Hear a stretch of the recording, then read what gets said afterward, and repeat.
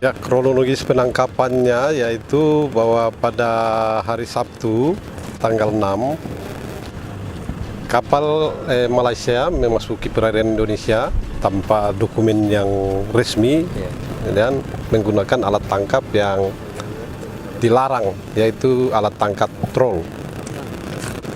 Kemudian kapal itu digiring masuk ke pangkalan PSDKP Lampulo untuk diproses hukum lebih lanjut. Masing-masing satu kapal ada yang 5 ABK berkewarganegaraan Thailand dan satu kapal itu 4 orang itu semua warga Thailand. Ukuran kapal yaitu sekitar 64 gross ton ya, dan satu sekitar 63 gross ton. Proses selanjutnya akan kami sidik di Lampulo, Aceh. Kemudian nanti setelah berkas selesai akan kami serahkan ke jaksa untuk ditindaklanjuti dan diadili di pengadilan.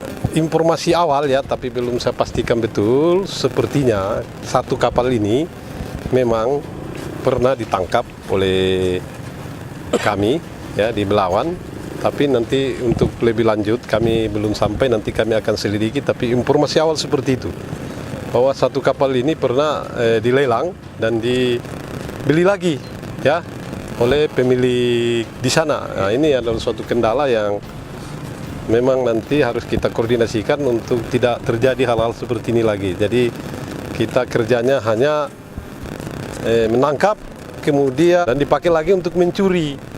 Ya, saya dulu pengalaman ada yang 3 kali sampai 4 kali kita tangkap. Makanya keputusan Ibu Susi untuk menenggelamkan itu sudah tepat supaya kapal-kapal itu tidak digunakan berkali-kali untuk melakukan kejahatan di perairan Indonesia.